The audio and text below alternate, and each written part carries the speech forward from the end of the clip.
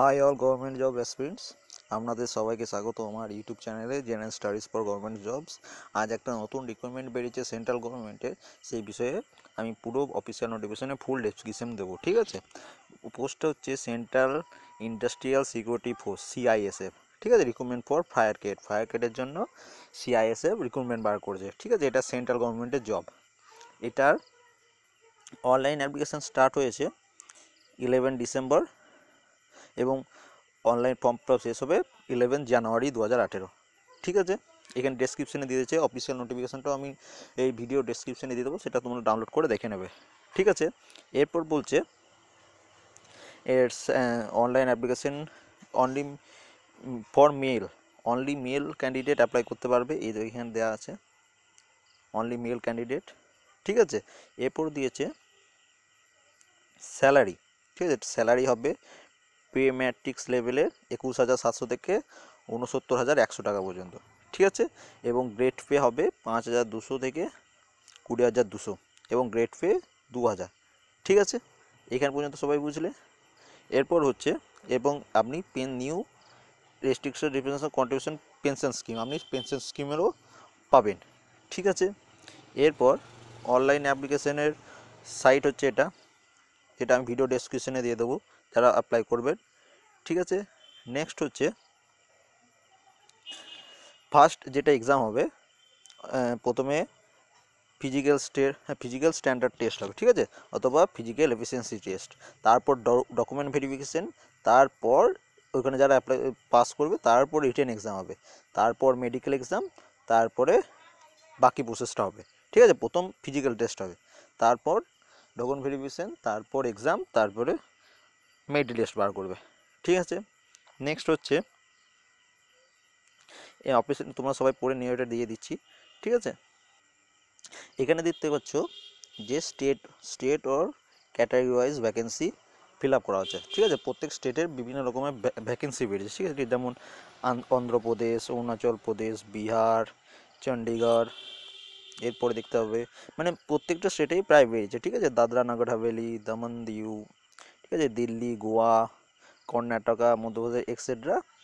এবং ওয়েস্ট বেঙ্গলে সিট হচ্ছে, এখানে দেখতে পাচ্ছ পন্ডিচেরি, পাঞ্জাব এবং ওয়েস্ট বেঙ্গল লাস্টে আছে। ওয়েস্ট বেঙ্গলের সিট হচ্ছে টোটাল জেনারেলদের 10টা, এসিদের 4টে, এসটিদের 1টি এবং ওবিসিদের জন্য 6টি, টোটাল 21 সিট। ঠিক আছে, টোটাল 21 সিট। এবং এটা তারাই অ্যাপ্লাই করতে পারবে যারা, এখানে ভালো করে দেখে নিন, এটা তারাই অ্যাপ্লাই করতে পারবে যারা ওয়েস্ট বেঙ্গলের Bankura district, West Medinipur district, Purulia district এবং বীরভূম ডিস্ট্রিক্টের মধ্যে হবে। ঠিক আছে, এই 4টে ডিস্ট্রিক্টের মধ্যে হতে হবে, ডোমিসিয়াল হতেই হবে। যেমন বাঁকুড়াতে বাড়ি হতে হবে, ওয়েস্ট মেদিনীপুরে বাড়ি হতে হবে, পুরুলিয়াতে বাড়ি হতে হবে এবং বীরভূমে বাড়ি হতে হবে। ঠিক আছে, ভালো করে বুঝে নিলে এর বাইরে যেসব ওয়েস্ট বেঙ্গলের আদার্স ডিস্ট্রিক্ট আছে কেউ অ্যাপ্লাই করতে পারবে না। ঠিক আছে, নেক্সট হচ্ছে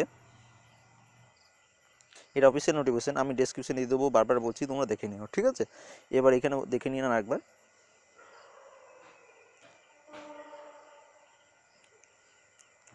only mail Indian citizen apply করতে হবে, ছেলেরা অনলি অ্যাপ্লাই করতে পারবে, মেয়েরা অ্যাপ্লাই করতে পারবে না।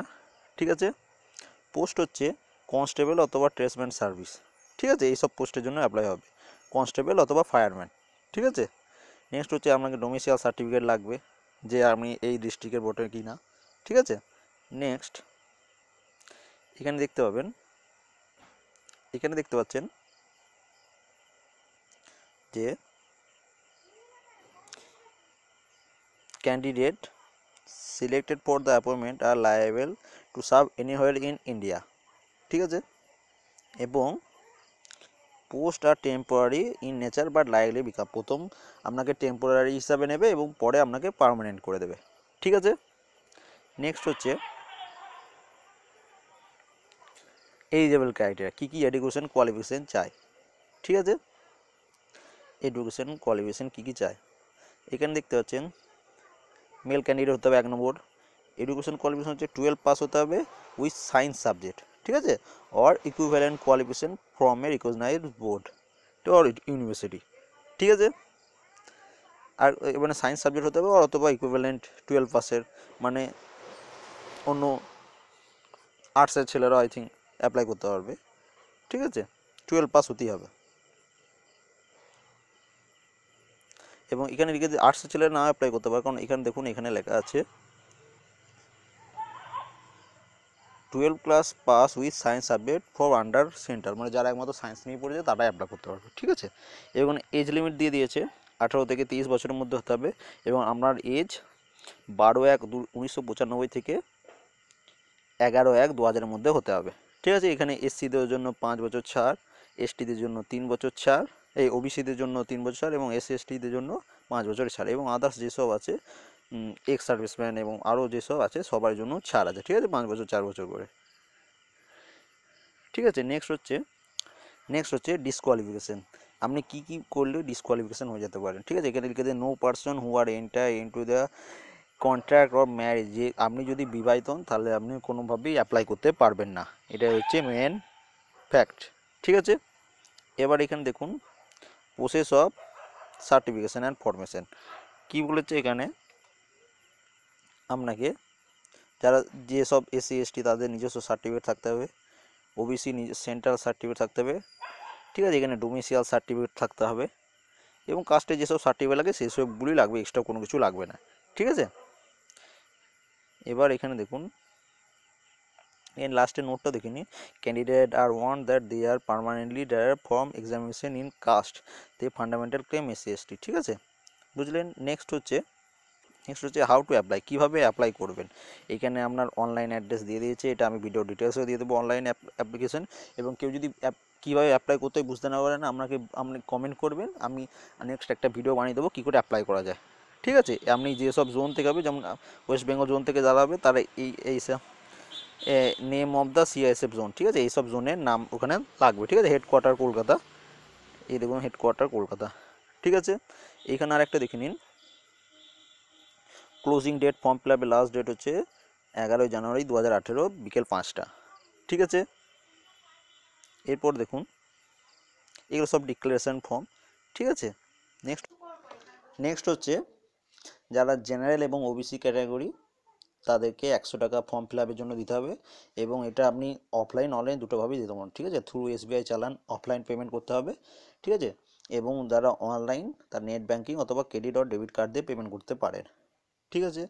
এবার নোট 1 যেটা দিয়েছে, candidate belong to SC ST who are eligible reservation are exempted for fees payment, তাদের যারা এসসি এসটি তাদের কোনো বা আদার্স যেসব কাস্ট আছে তারা কোনো পেমেন্ট করতে হবে না, ঠিক আছে, এসবই বলা আছে। নেক্সট হচ্ছে রিক্রুটমেন্ট প্রসেস, রিক্রুটমেন্টটা কীভাবে হবে, ঠিক আছে। ফার্স্টে হবে যেটা আগে বলেছি ফিজিক্যাল স্ট্যান্ডার্ড টেস্ট পিএসটি অথবা ফিজিক্যাল এফিসিয়েন্সি টেস্ট পিইটি, ঠিক আছে, অ্যান্ড ডকুমেন্ট ভেরিফিকেশান হবে। তারপর হবে ফিজিক্যাল এফিসিয়েন্সি টেস্ট, ঠিক আছে। এরপর হাইট বার এবং 5 কিলোমিটার রেস, ঠিক আছে, এটা হলো। এরপর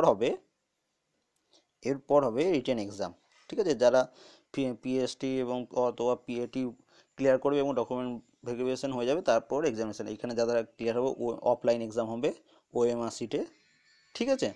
নেক্সট হচ্ছে